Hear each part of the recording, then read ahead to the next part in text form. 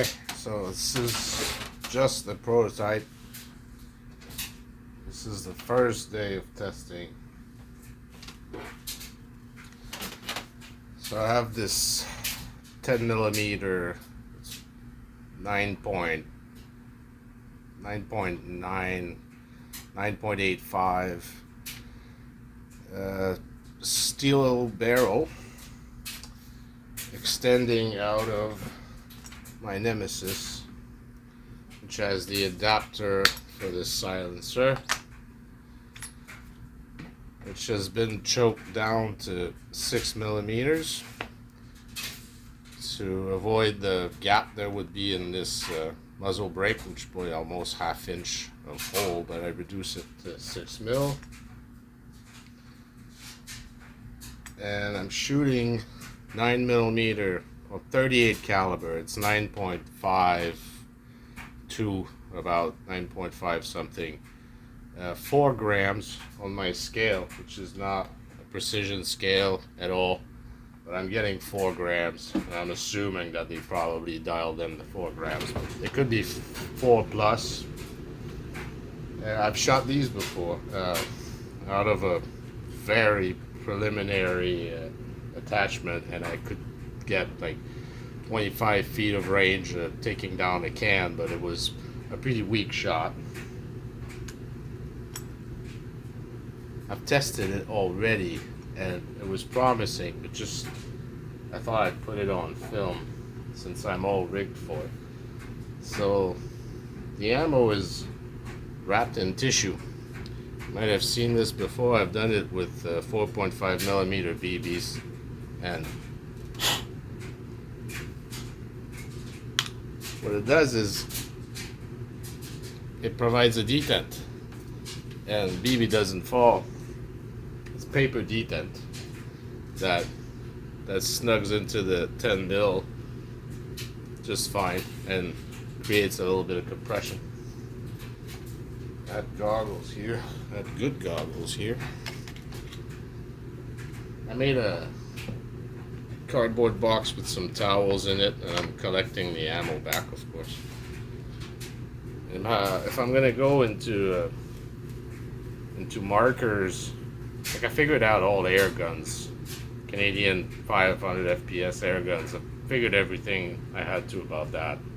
And if I'm gonna go into markers, I want to do some probing at the science beforehand, and maybe compare the 8 foot-pounds that I get from this 7.5 to 8 foot-pounds that I get out of this with pellets, with something that would be run-of-the-mill that you can get, which would be around 16 joules in Canada.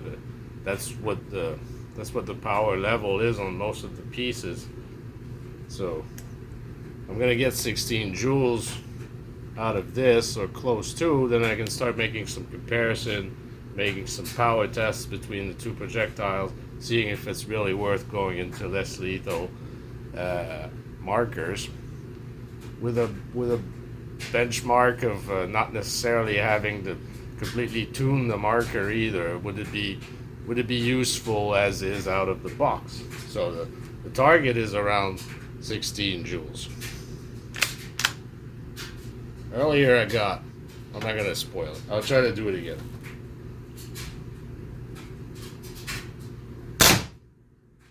That's a 194 FPS.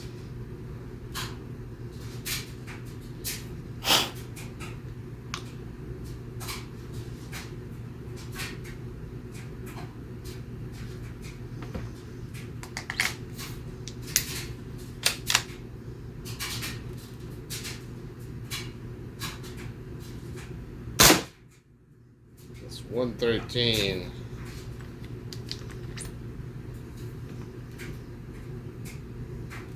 Let's get some paper residue between the shots. I really like to reproduce the shot I got earlier. It'd be not a fluke.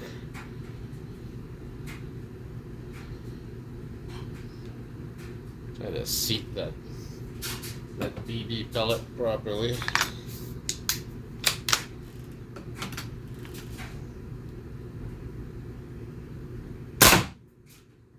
229.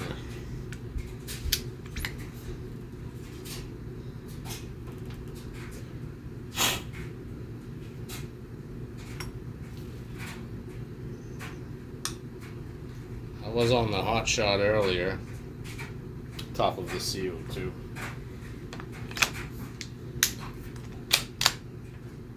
If I can't reproduce it, I'm gonna just tell you.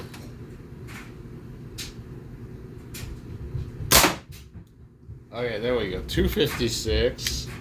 It's coming up. Still working out the reasons for everything. Of course,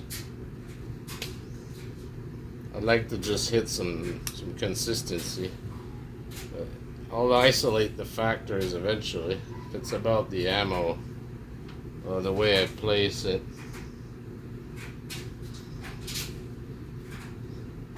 Maybe something moved in there because I can't reach it like I used to. Well, there's something moved in there. Oh yes, my barrel went forward quite a bit, so I'm losing air in there. So I gotta tighten this barrel in.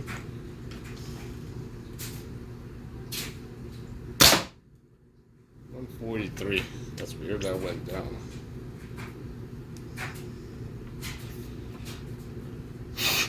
Okay, so I got a 256 there, which is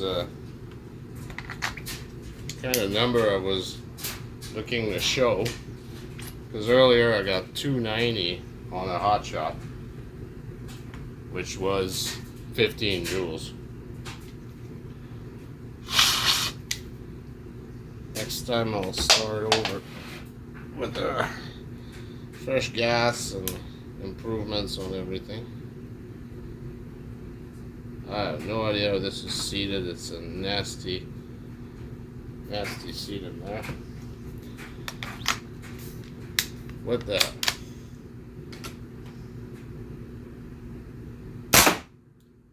228.